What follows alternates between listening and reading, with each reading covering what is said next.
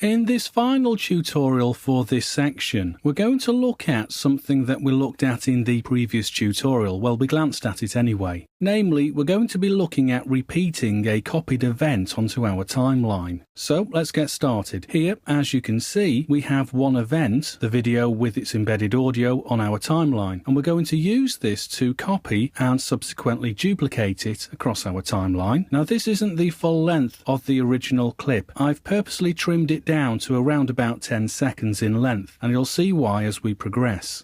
First of all, I'm going to move my CTI, my current time indicator, my cursor, call it what you will, to the end of our clip. And as you can see there, I'm at 9 seconds and 12 frames. Well, that's not quite the end, so let me just left click and drag my cursor right up to the end. And you can see there that I'm now at 9 seconds and 28 frames, which is fairly close to 10 seconds, with us having 30 frames per second for the NTSC format. Okay, now I'll just select our clip and then I'll run up to the copy button up here and click on it. And then now, as we know, that's now been saved into our clipboard, ready for us to reuse and copy wherever we like across our timeline. So I'll move my CTI to a couple of seconds after event 1 there, indicated as 11 seconds and 16 frames. And now we'll go up to Edit and then roll down to Paste Repeat. Remember this from the previous tutorial, the shortcut being Ctrl+B.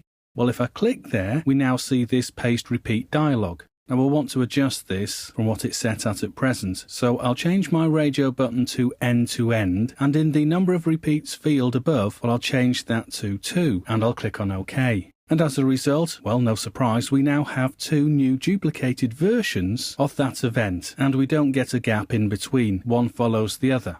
Okay, well, that's easy enough. Let me go up to my undo button, and I'll click on there to take us back to where we were. And now I'll place the CTI just over here to the right at 11 seconds and 19 frames, just a bit more than 11.5 seconds along. And then once more I'll go up to Edit, down to Paste Repeat, and this time I'm going to change the radio button to even spacing.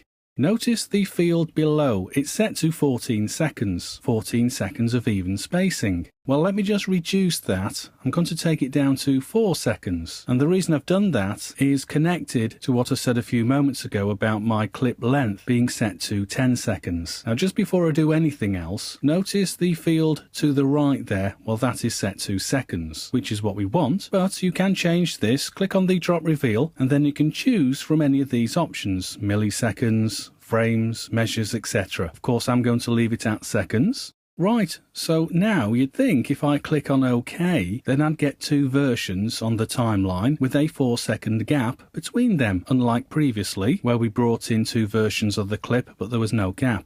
Well, set like this, we would assume we're going to get a 4-second gap in between our 2 duplicated events. Well, no, look what happens. I'll hit the OK button. Now you'll see on our timeline, we have the first copied event for 4 seconds. And then our second copy event comes in, and this is placed on top of it, i.e. the first event, for its entire length. And to prove the point, let me just move my CTI to the beginning of these, and I'll hit play.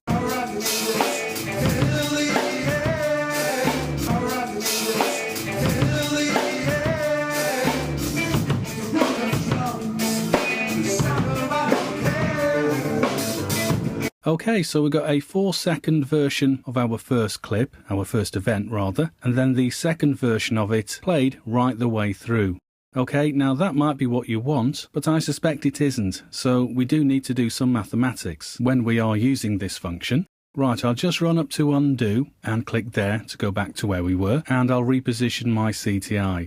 Okay, let's go through this again. I'll go up to Edit and then down to Paste Repeat. Now, I'll leave my repeat set to 2, but I'm going to change where it says paste every there from 4 seconds to something longer than the 10 seconds of our original clip length. Well, I say the original clip length, the clip length that we trimmed down to 10 seconds. So I'll take this to 12 seconds, which mathematically we can work out will leave us approximately 2 seconds of a gap between the 2 duplicated events that I'm going to bring in. So I'll OK it. Now let me just zoom out, and there you can see 2 versions of our event with the 2-second gap between. OK, once more I'll run up to undo, and I want to look at another option now to conclude this tutorial. With my first event there, making sure it's selected, I'll run up to the copy button. We've seen this in the previous tutorial. This has now placed the whole of this 10 seconds onto our clipboard. And if I move my CTI right to the beginning of our timeline and then go up to edit and run down to paste insert, noticing the shortcut Control plus Shift plus V, well, now you can see that this event has been copied right at the start of our event, our original event. We've now got two versions of it, but what we've just pasted in has been inserted prior to this original version, which is now event number 2. And what's happened is, because we've inserted it, anything else on our timeline has been pushed along so that we can place this event without it being on top of the clip of the original version of it.